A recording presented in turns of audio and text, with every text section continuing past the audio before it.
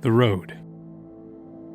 One of the most satisfying parts of world building is finding the surprises that emerge when you start mixing elements. It's not like mixing paint, where when you combine yellow and blue pigment, you expect to see green. When you're trying to imagine a believable world and you start to combine different ideas, entirely new ideas arrive that you couldn't have predicted when you first started. To explore the architecture of dead gods, we should start by reminding ourselves of our constraints and our opportunities. We've glimpsed many of the constraints already. This world is shared with dragons and other colossal beasts that could kill a person in an instant. There are also giants roaming the land that ascribe little to no value to human life. People also need to consider people. It's not just the giants that see little value in human life. Many inhabitants of this world will see each other as targets, as entertainment, or as sacrifices to their gods. The way people build will have to reflect an awareness of these dangers. But let's not forget about our opportunities. As they build, they'll have access to helpful technologies like glass, electricity, and sound, and while the world is inhabited by massive creatures, many of them can be put to good use. The presence of other gigantic creatures can also often cause predators to hesitate. With that in mind, I thought that the road would be a good place to start. It's an important architectural element that will help us connect the various parts of this world together. One major obstacle to overcome that I haven't talked about is vegetation. I did make a flora and fauna video a while ago, but I only briefly touched on a few potential species. The flora of dead gods will be formidable.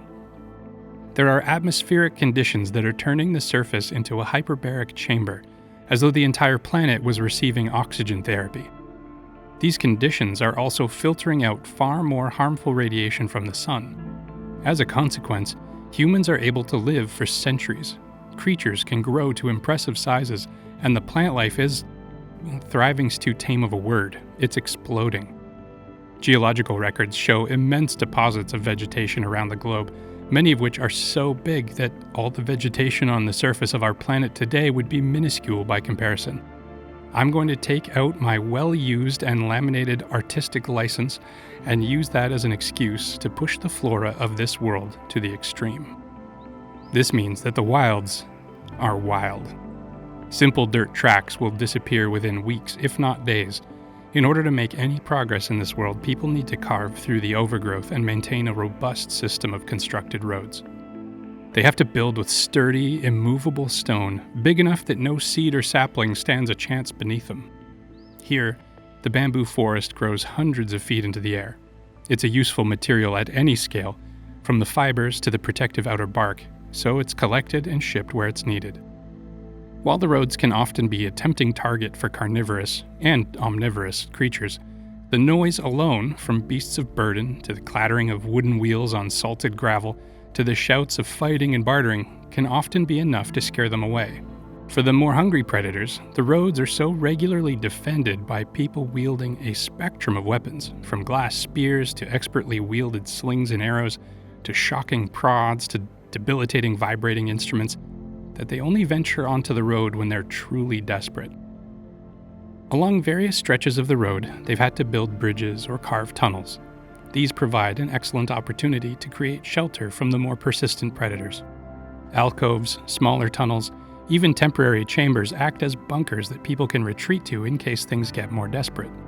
The road also provides a great support system for additional infrastructure, like aqueducts, as long as they can be maintained. I imagine the shipwright, with his centuries at the head of a shepherding industry, would be very familiar with the layout of the road system.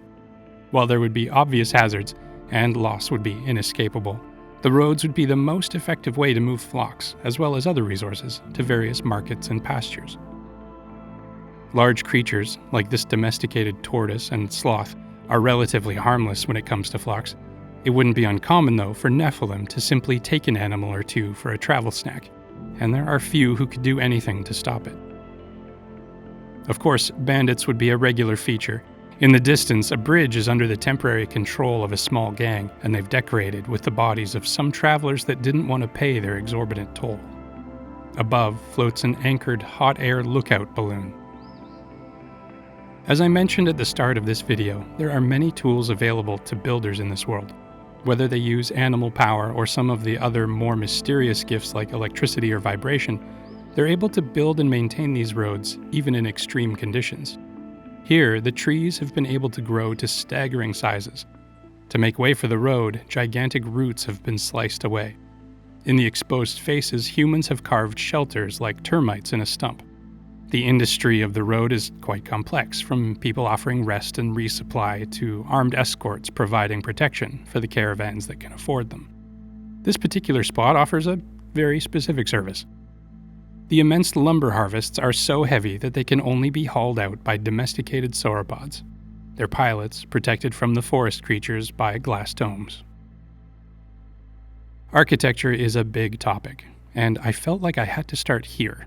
Something about beginning out on the road and then traveling into civilization. There's also something foundational about roads. They seem simple, just a flat surface to move on, but they say a lot about a place. They're the veins of the world of dead gods.